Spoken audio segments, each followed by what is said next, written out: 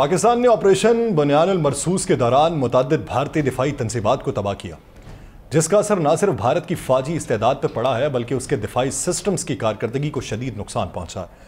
हर एक तनसीब का तज़किरा उसकी दिफाई अहमियत के लिहाज से किया जाएगा और उनके तबाह होने के असरात भी बयान किए जाएंगे। आप सब पर सलामती हो, मैं यासिर रशीद हूँ और आप देख रहे हैं 92 डिजिटल। नाज़रीन, आदमपुर में भारतीय सिस्टम S-400 की तबाही।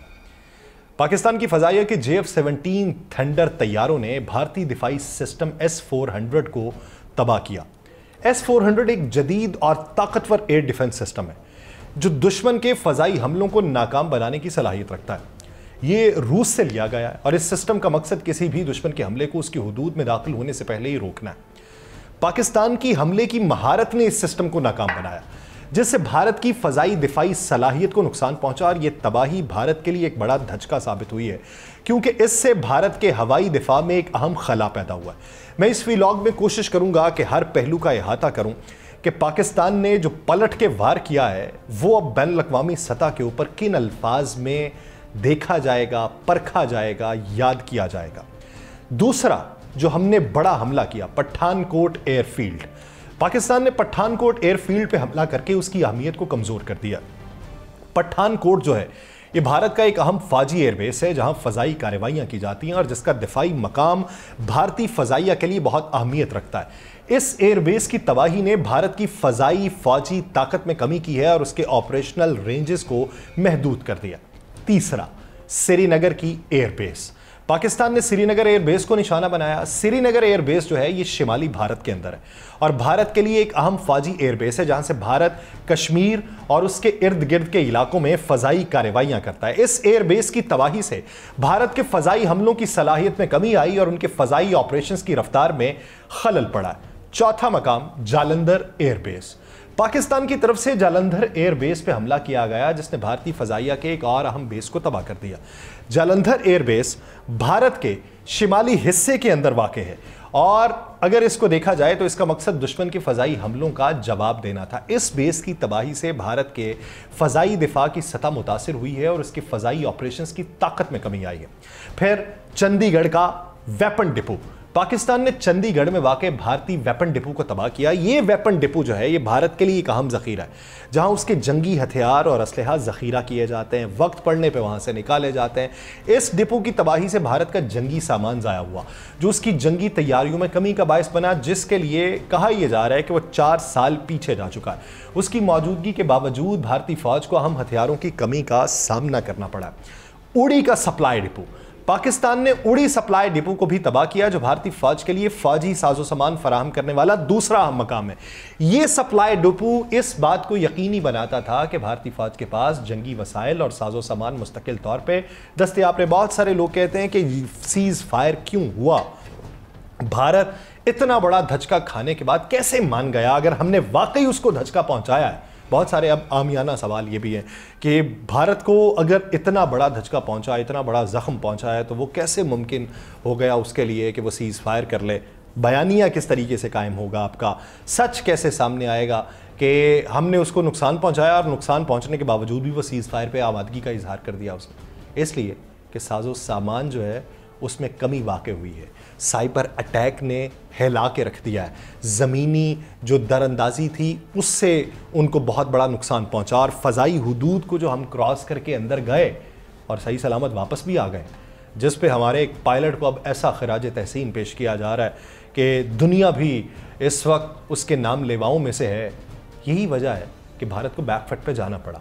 इस डिपो की तबाही से भारतीय फ़ौज को रसद की फराहमी में मुश्किलात आई हैं। फिर नोगरोटा में भारतीय ब्रह्मोस लॉन्च साइट जो थी, पाकिस्तान ने नोगरोटा में भारतीय ब्रह्मोस मिसाइल लॉन्च साइट को तबाह किया है। ब्रह्मोस मिसाइल जो है ये भारत का जदीद तरीन क्रूज मिसाइल है जो दुश्मन के अहदाफ को निशाना बनाने के लिए इस्तेमाल किया जाता है। इस लॉन्च साइट की तबाही से भारत की मिसाइल सलाहियत में कमी आई है और उसके हमले की ताकत में खला पैदा हुआ है। इस हमले ने पाकिस्तान के दिफाई इकदाम को मजीद मजबूत किया और भारत की फ़ज़ाई और ज़मीन से ज़मीन तक हमला करने की सलाहियत को ख़त्म किया।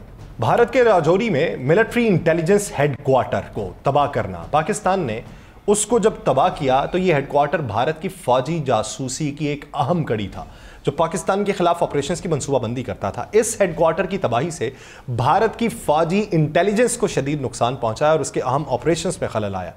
फिर पाकिस्तान ने भारतीय ड्रोन्स को जो तबाह किया है, 90 से ज़ायद ड्रोन्स मार गिराए हैं, मुख्तलिफ अहम मकामात की निगरानी कर रहे थे, हमलों के लिए इस्तेमाल हो रहे थे। उन ड्रोन्स की तबाही ने भारत के फ़ज़ाई निगरानी निज़ाम को मुतासिर किया, जासूसी सलाहियतों के अंदर कमी आई। इन तमाम हमलों ने भारत की फ़ौजी ताकत और दिफाई सलाहियतों में बड़े पैमाने पर कमी की है, जिसका असर ना सिर्फ उसके फ़ौजी ऑपरेशन के ऊपर पड़ा है बल्कि उसकी दिफाई हिकमत अमली को शदीद नुकसान पहुँचा है। और ये सब ऑपरेशन पाकिस्तान की जानिब से मुअस्सर दिफाई इक़दामात और हमलों का हिस्सा थे।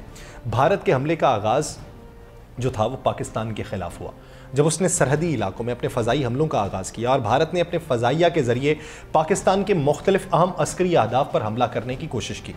अब सवाल यहाँ पर यह पैदा होता है कि भारत को नुकसान कितना हुआ और भारत उसमें से कितना निकलेगा, ये एक अहम सवाल है। सबसे पहले आते हैं कि भारत बैकफुट पे क्यों गया।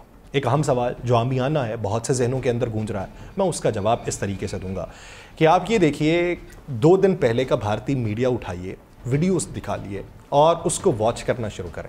वो पाकिस्तान में दरअंदाजी कर चुके हैं, पाकिस्तान के ऊपर कब्जा कर चुके हैं, पाकिस्तान के बेशतर मकामात को तबाह कर चुके हैं, अपनी फ़ज़ाई बरतरी को साबित कर चुके हैं, अपनी ज़मीनी बरतरी को साबित कर चुके हैं, सरहदी इलाकों में अपनी फ़ौजें तैनात कर चुके हैं और बहरी दरअंदाजी की पूरी कोशिश कर चुके हैं।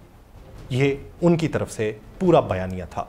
लेकिन बैनुल अक़वामी मीडिया ने किसी एक चीज़ को नहीं उठाया, किसी एक चीज़ को नहीं माना, पाकिस्तान के नुकसान के हवाले से कोई बात ही नहीं की, क्योंकि पाकिस्तान का नुकसान ही नहीं हुआ। हमने क्या किया, हम पै दर पे प्रेस कॉन्फ्रेंसेस करते रहे, हम वो तमाम शवाहिद दिखाते रहे कि देखिए ये मकाम हमारा महफूज है, ये मकाम हमारा महफूज है, यहाँ पे हमने ड्रोन गिराए हैं, ये हमने तैयारे गिराए, ये हमारा नुकसान हुआ, ये हमारी जानें गईं, यहाँ पे हम नुकसान से बचे, यहाँ पे हमारी दिफाई हिकमत अमली काम आई। हम पै दर पे वो मौक़िफ़ जो है वो अपनाते रहे। हमने 5 तैयारों के गिरने के हवाले से मौक़िफ़ अपनाया। भारत सरासर उससे इनकार कर गया, उसने कहा कि हमारा कोई तैयारा नहीं गिरा। बैनुल अक़वामी मीडिया उठा और बैनुल अक़वामी मीडिया ने इस ज़मन के अंदर ये बात मान ली कि एक तैयारा ज़रूर गिरा। फिर बैनुल अक़वामी मीडिया ने कहा नहीं 2 तैयारे गिरे। फिर बैनुल अक़वामी मीडिया 3 तैयारों तक आन पहुंचा। जब 3 तैयारों के मौक़िफ़ को बैनुल अक़वामी मीडिया ने इंडोर्स करना शुरू कर दिया, राफेल की जो साख थी वो मुतासिर हुई, तो इस ज़मन के अंदर भारत वहां पर शिकस्त का सामना कर चुका था। फिर भारत ने यह मौक़िफ़ अपनाना शुरू कर दिया कि पाकिस्तान का दिफाई निज़ाम नाकारा है, पाकिस्तान अपनी सरहदों की हिफाजत नहीं कर सका, हमने उनके अंदर दरअंदाजी कर ली है, हमने उनके इस निज़ाम को तबाह कर दिया है। जब पाकिस्तान की तरफ से जवाबी वार किया गया तो उस जवाबी वार में उनका S-400 सिस्टम जो है उसको जो नुकसान पहुंचा वो भारत के लिए एक बड़ी हजीमत का बायस था। हमारे ड्रोन्स दिल्ली के ऊपर जो है परवाज़ें करते हुए दिखाई दिए, तो वो पूरा नैरेटिव जो 2 दिन के अंदर बनाया गया था कि पाकिस्तानी दिफाई निज़ाम कहाँ है, ये तो खस्ता हाली का शिकार है, ये तो अपना बचाव नहीं कर सकते, वो तमाम तर बयानिया एकदम में उनका ज़मीनबोस हुआ।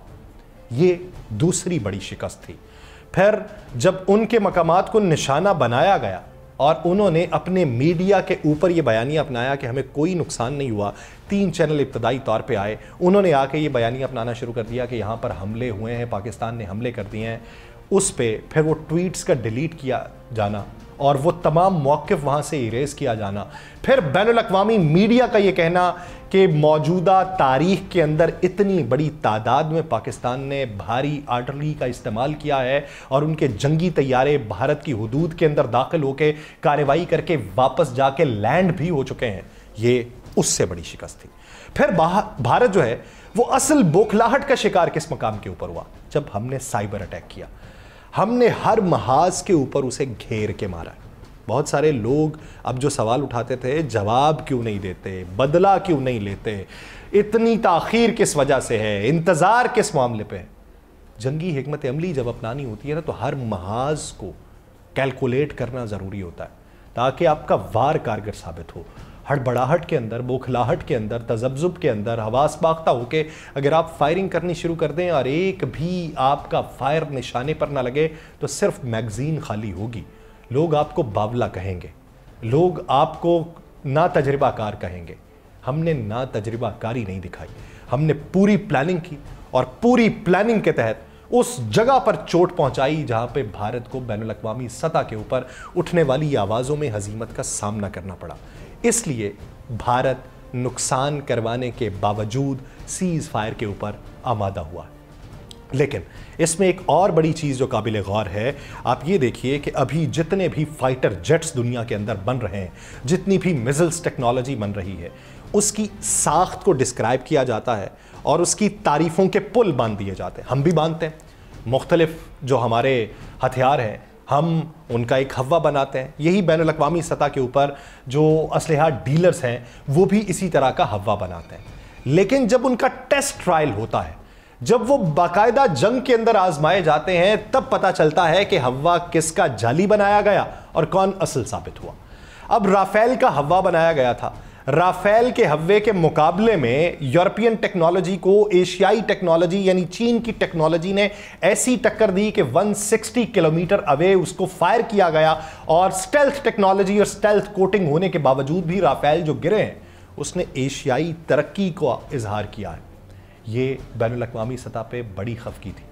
अब देखा यह जाएगा जो हमने मिसाइल्स फायर किए थे उनकी रेंज के बारे में बात होगी, PL-15 की बात होगी, चीनी टेक्नोलॉजी की बात होगी और चीनी टेक्नोलॉजी पाकिस्तान के हाथों बेहतरीन इस्तेमाल किए जाने की बात होगी। अब जो कौम तरक्की करने वाली हो वो परखती है हर जंग को, जंग के उसूल को, जंग की शिकस्त को, जंग की फाते कौम की स्ट्रेटजी को, उसको परखा जाता है और इसको वॉर डॉक्ट्राइन कहा जाता है। हालिया दौर में जब एरियल कॉम्बैट की आपको कहीं भी कोई नज़ीर नहीं मिलती, वहाँ पे हमने घंटों अपने जहाज़ों से अपने मुल्क का दिफा किया, ना सिर्फ दिफा किया बल्कि दुश्मन को नाकों चने चबवाए हैं। तो वॉर डॉक्ट्राइन अब पाकिस्तान की पढ़ाई जाएगी तब तक जब तक इस तरह का कोई और वाक़या वकूअ पज़ीर नहीं होता। ये है भारत की बैकफिट पे जाने की वजह, जिसको आपको मानना चाहिए, समझना चाहिए और थोड़ी सी तहकीक करनी चाहिए। मुझे दीजिए इजाज़त, अल्लाह ने के बाद।